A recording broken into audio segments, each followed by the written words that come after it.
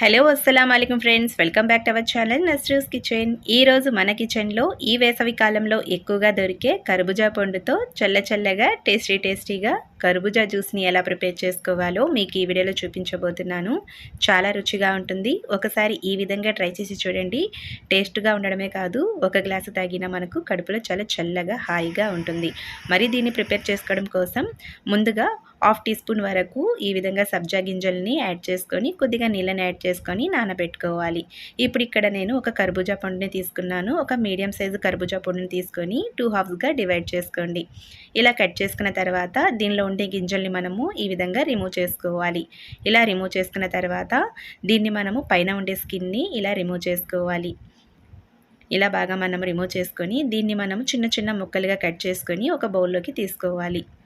ఇప్పుడు మనము ఒక జ్యూసర్ జార్ని తీసుకోవాలి. దీనిలో కర్బూజా పండుని మనము కట్ చేసుకున్నాం కదా, వీటిని యాడ్ చేసుకోవాలి. అలాగే దీనిలో మనము 3 కాజుని నేను ఇక్కడ యాడ్ చేసుకుంటున్నాను. సో మనం ఇక్కడ కావాలనుకుంటే బాదంని కూడా యాడ్ చేసుకోవచ్చు. నేను టేస్టీ కోసం ఇక్కడ 3 కాజుని మాత్రమే యాడ్ చేసుకుంటున్నాను.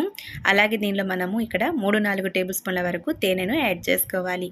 సో నేను దీనిలో షుగర్ని యాడ్ చేయడం లేదు, హెల్దీ కోసం ఈ విధంగా 3-4 టేబుల్ స్పూన్ల వరకు తేనెను యాడ్ చేసుకోవాలి. అలాగే కొన్ని ఐస్ క్యూబ్స్ని కూడా యాడ్ చేసుకోవాలి. అలాగే ఇప్పుడు దీనిలో 1 టేబుల్ స్పూన్ వరకు స్వీట్ కోవా, అంటే ఈ స్వీట్ కోవా యాడ్ చేయడం వల్ల టేస్ట్ అనేది మరింత ఎక్కువగా ఉంటుంది. సో మన దగ్గర స్వీట్ కోవా ఉంటే యాడ్ చేసుకోవచ్చు, లేదనుకుంటే స్కిప్ చేసేయవచ్చు. అలాగే ఇప్పుడు దీనిలో మనము కాచి చల్లార్చి ఫ్రిడ్జ్లో పెట్టిన చల్లటి పాలను 1 గ్లాస్ వరకు యాడ్ చేసుకొని పైన మూత పెట్టుకొని బ్లెండ్ చేసుకోవాలి.